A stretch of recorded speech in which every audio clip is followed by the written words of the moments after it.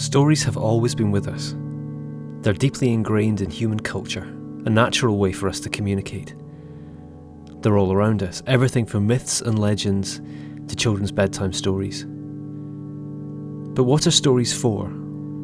Our lives are messy things. We don't live them like in stories. There's no once upon a time, no neat beginning, middle and end.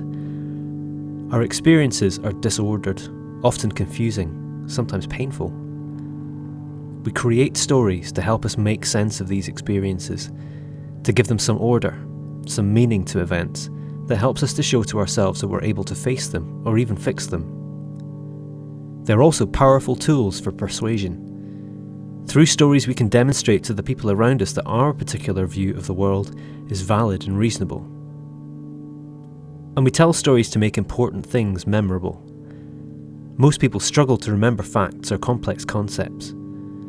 But when they're contained within a story that we can respond to emotionally, it's easier for our brains to hold on to them.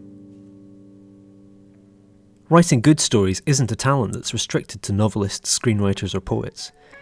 With a bit of time, patience and skill, anyone can do it. What should you think about when coming up with your own stories?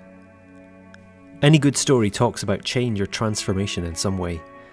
They often describe journeys, real or metaphorical, where whoever arrives at the end of the journey is different in some way to the person that set out on it. And what makes the person change?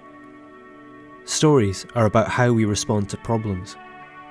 A story where everything goes well and nothing needs to be different would be a particularly dull one.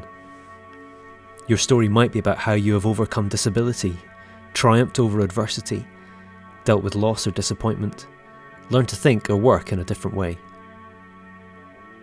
You don't have to write an epic to tell your story. Some of the most effective stories are the shortest. Even a sentence like this one carries a world of meaning in just 6 words. Writing a good story that grabs and holds the attention is as much about what you leave out as what you put in. Digital stories work best when they are about 2 to 3 minutes long, and that doesn't give you much time.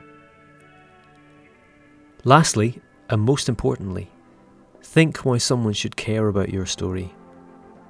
You don't have to say it outright, but the underlying message should be present all the way through it. For ideas, try watching a film or a TV show, or listen to a story on the radio. Think about how the story is telling you about a journey. What does the story say about someone overcoming a problem? How has the author or director grabbed and kept your attention? And lastly, how have they made you care about the story? The JISC NetSkills workshop on digital storytelling is all about helping you take control of how you tell your own stories, whether they are to do with your personal life, your work, or your learning. The workshop looks at using all these ideas and how technology can play a role in helping you become a skillful storyteller.